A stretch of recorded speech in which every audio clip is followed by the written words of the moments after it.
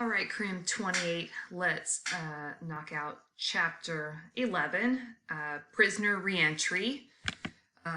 Let's click there. Collateral consequences, parole, and mandatory release. So prisoner reentry, what we're talking about when we use the word reentry is prisoners who have served whatever period of time in custody and they are being released back out into the community. So they are re-entering the community. They are not re-entering the correctional facility. Unfortunately, some of you, I will ask that question on a quiz, and some of you will not have listened to this and will miss that question. It happens every semester. I'm not sure how. But anyways, when we talk about re-entry, we're talking about people re-entering the community, prisoners re-entering the community. And there are a lot of issues that go along with a prisoner, a person who has been in custody for any period of time, but mostly we're talking about inmates who have been in for significant periods of time and being able to assimilate back into the community. So this is what we're talking about, a re-entry. You cannot just open the prison doors and say, "Be free, my friend." Okay, that's not the way it works. And if we do that to prisoners, they will be unsuccessful. So typically when we're talking about reentry services and the whole process of reentry, we are looking at trying to make the whole process easier on the inmate. We're trying to work with the inmate to make it a smooth transition. We are trying to integrate them back into the community. We want them to be set up for success. We want them to be set up with substance abuse treatment if they need it. We want them to be set up with mental health counseling if they need it. We want them to have housing, which almost all of them need. We want them to have employment. We want them to have good relationships and bonds with their families, with the communities. So opening the prison gates and saying "be free" is not how reentry works in a successful way. Think about things like AB 109. AB 109 was a program that came into play where the California prison system was forced to release tens of thousands of inmates in a very short period of time. So, what kind of reentry services do you think those inmates received? I mean, just think about the sheer number of inmates that got released in a short period of time. There physically was not enough time to properly integrate those inmates back out into the community. So we are setting them up for failure by not offering them the services, the support that is required to get them back out into the community successfully. So the goal of reentry is to keep them from committing crimes, right? That's the whole point. We put them in prison to teach them a lesson, to rehabilitate them, to make them better people, and to release them back out in the community so that they don't reoffend. They have to change the definitions of themselves. There's all kinds of things that prisoners don't have when they get out of prison. They don't have a photo ID. They don't have a social security card. They don't have clothes. They don't have a bus pass. They don't have their meds. They don't have a Medi-Cal card. They don't have their welfare ID cards. I don't even know if there is a welfare ID card, but I'm sure there is. They need help in doing all this stuff. And I'll be honest, it's real frustrating. People will get released from custody and be completely helpless.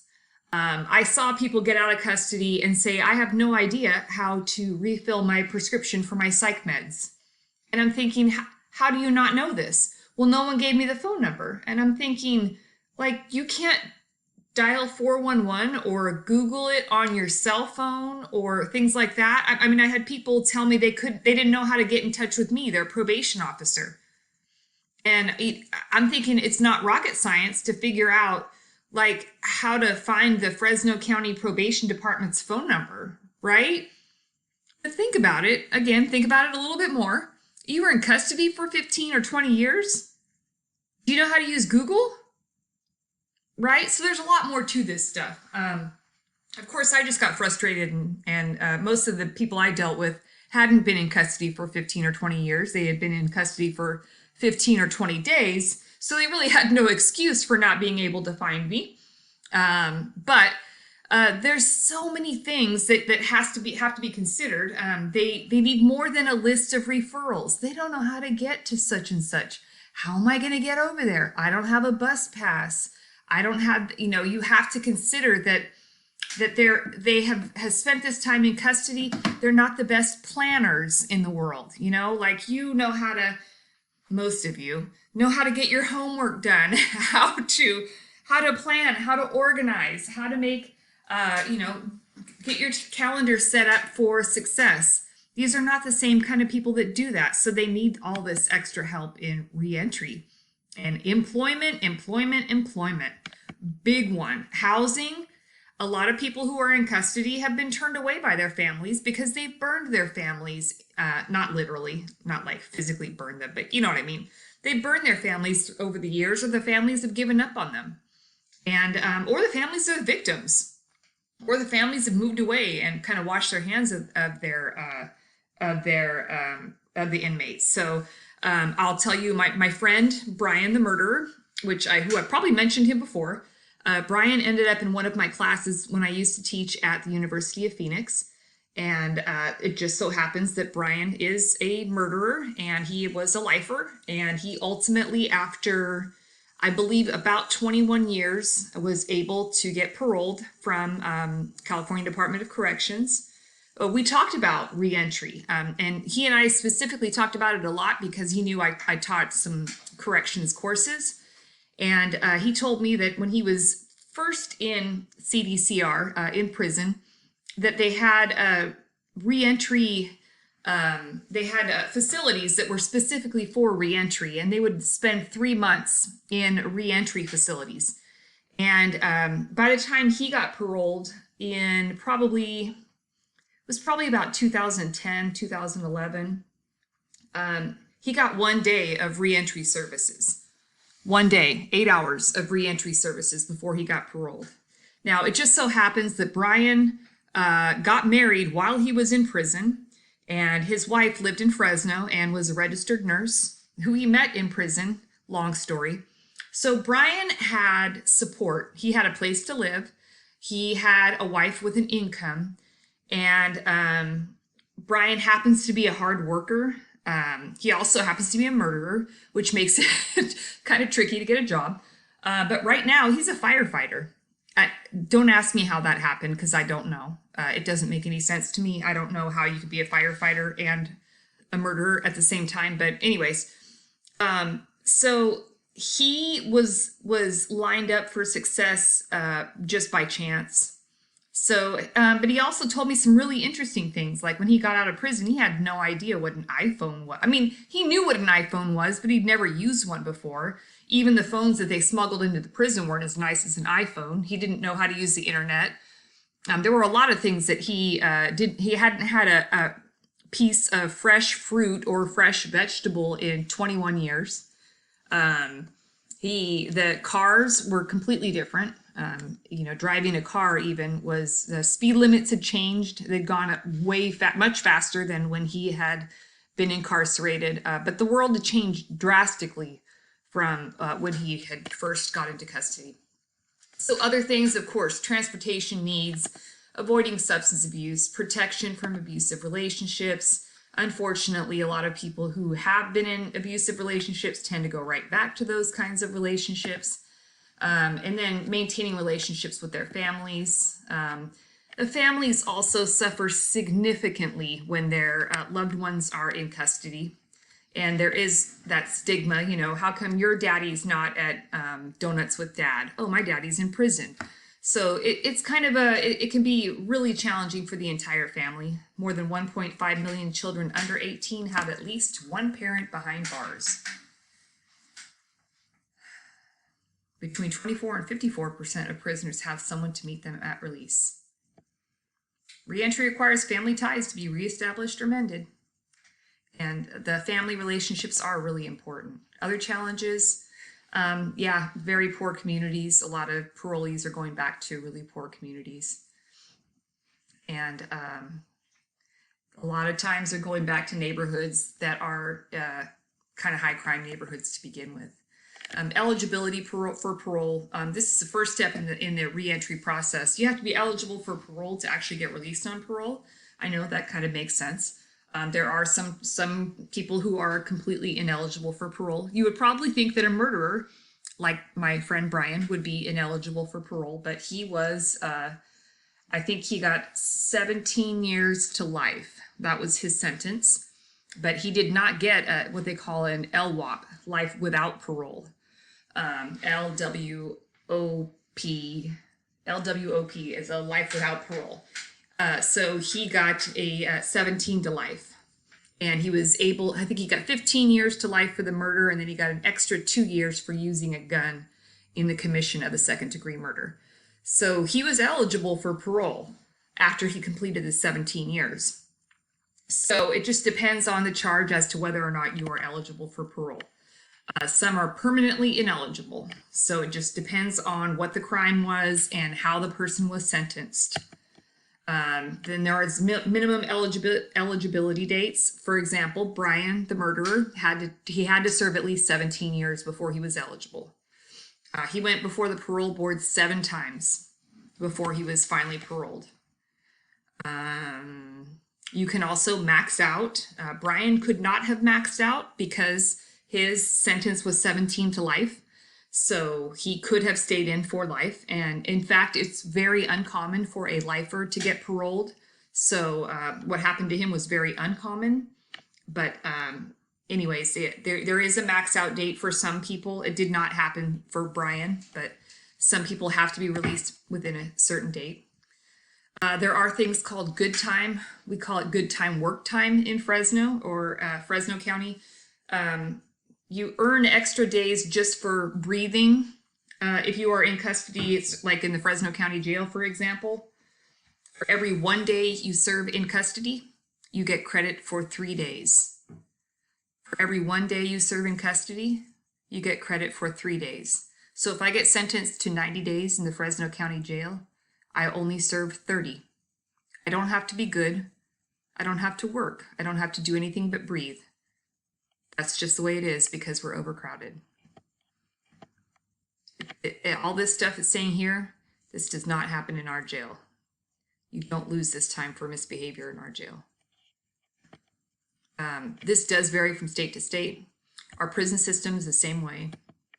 It does vary from state to state, and it does vary based on overcrowding. We already talked about this. Parole eligibility dates, you have to complete the minimum sentence. And we talked about Brian's minimum sentence happened to be 17 years. So I'm using him kind of as an example. His time that he did in jail awaiting trial does count toward that 17 years. So I think he was in jail for 3 years pending trial. Those 3 years went toward the 17. So all those times, all those days did count. I hope I'm making sense. There should be a pre-release facility, and I don't believe we have these right now in California. We used to. Hopefully, we will have those again. But these are facilities that prepare people for release, and they're a great idea, and they probably help our inmates to be a lot more successful. A pre-release plan. We do want to get a plan together for people who are going to be released so that we can try and make their release as successful as possible, because that makes them more likely to be successful when they get released. It saves time during the parole hearing, and it will help to make connections when the offender is released. There is a risk assessment that is typically done on everybody who is being considered for parole. And basically it's kind of like an evaluation and assessment where a bunch of questions are answered about the offender. And all those questions are kind of answered in a little computer program, and a number is spit out at the end of all those, when all those questions are answered. And then that number will tell you how much of a risk this offender is to reoffend upon release. And based on that number, then the parole board has an idea as to whether or not this person is a good risk, whether it's a good idea to release this offender or not. Now, this is not a foolproof thing. This is, a computer program that gives a score to each offender. And the questions are going to be things like how old was this offender the first time they committed a criminal act? How many criminal acts have they committed? Have they had violent acts? Have they committed sex offenses? Are they mentally ill?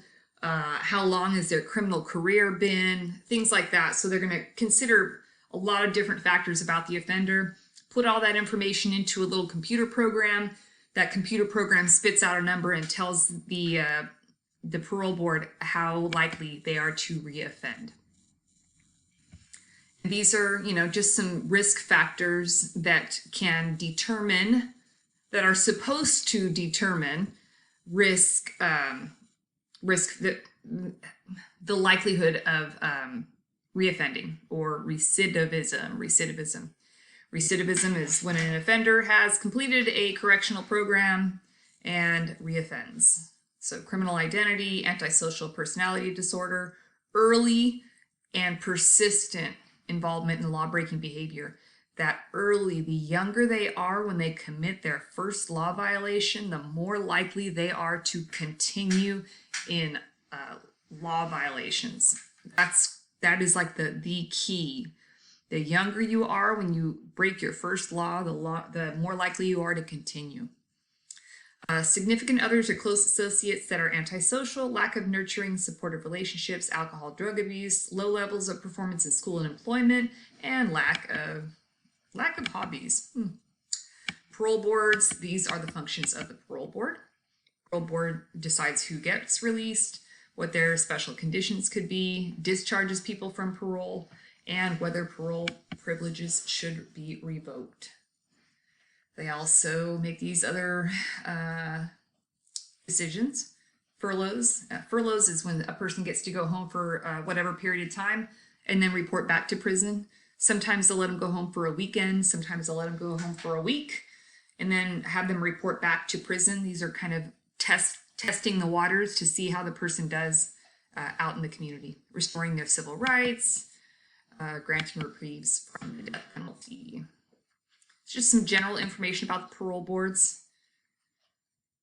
I think we watched the O.J. Simpson parole hearing in this class, so we kind of have a general idea. Hopefully we all watched it. And like I said, you're welcome. You got to watch the short version. I think it was 2 hours long. The actual version that I watched. So here's some more information about parole hearings. Oops, sorry. Let me go back here so you can look at all this. So the parole boards are the ones who decide who gets released. There are different ways that you can have parole hearings: face-to-face, in-person, or just review a file. Victim impact statement. These are big ones. I think it's this class. Shoot, I'm sorry, guys. I can't remember. I have too many classes to remember, but I believe I had the discussion question in this class about the case from Tulare where the guy is being considered for a parole again, who kind of pretty violently murdered that young man in, I think it was Tulare. That victim impact statement is probably going to be a big deal for the governor to decide whether or not that guy gets paroled. But victims also do have a right to make statements during parole hearings. And they typically can have a really strong impact. These are the things that the parole board considers when deciding whether or not to parole someone. Oop, go back. Probably no big surprises here.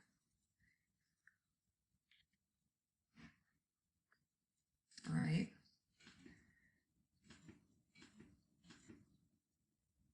And these are some of their options. They can grant parole, deny parole, or kind of say come back in a few months.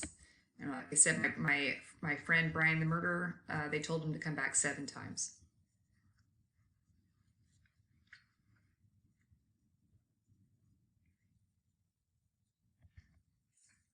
Imagine, not a job I'd want to have, being on a parole board.